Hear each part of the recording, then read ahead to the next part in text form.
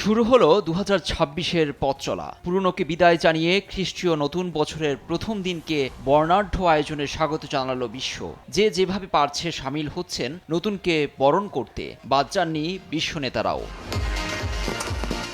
শান্তি ও ভবিষ্যতে করণীয় নিয়ে বছরের শুরুতেই শান্তির বার্তা দিলেন মার্কিন প্রেসিডেন্ট ডোনাল্ড ট্রাম্প। ফ্লোরিডার বার-লাগুর বাড়িতে ফার্স্ট লেডি মেলানিয়া ট্রাম্পকে নিয়ে নতুন বছর পারিবারিকভাবেই উদযাপন করেছেন তিনি। দুজনেই বিশ্বের শান্তি কামনা করেছেন। অনুষ্ঠানে যিশুর একটি চিত্রকর্ম নিলামে উঠে $2.75 কোটি।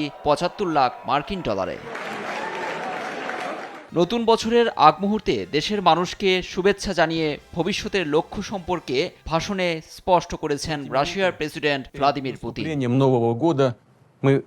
বন্ধুরা, ভবিষ্যৎ আমাদের সামনে, আর তা কি হবে নির্ভর করছে আমাদের উপর। আমরা সবসময় সাহায্যের হাত বাড়াতে প্রস্তুত। এ ধরনের পারস্পরিক সমর্থন আমাদের আত্মবিশ্বাসকে আরো বাড়িয়ে দেয়। নতুন বছরে ইউক্রেন থেকে আমাদের বিজয় ঘরে তুলব। Happy new year.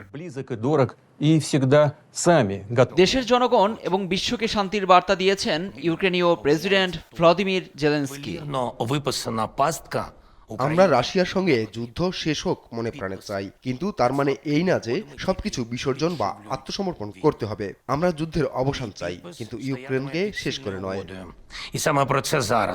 যুক্তরাজ্যের অভ্যন্তরীণ সংকট সহ নানা দিক নিয়ে নতুন বছরের শুভেচ্ছা জানান প্রধানমন্ত্রী কিয়ার স্টারমার।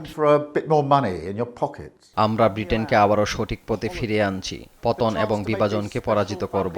সঠিক সময়ের পরও আশা করছি আসছে দিন দুর্দান্ত হবে সবার। ব্রিটেন আবারও শক্তিশালীভাবে উজ্জ্বল হবে। শুভ নববর্ষ। ইংরেজি নতুন বছরের শুভেচ্ছা বার্তা দিয়েছেন বিশ্বের অন্যান্য দেশের নেতারাও। З президентом Америки. লুৎফর কবির, নিউজ ডেস্ক, দেশ টিভি।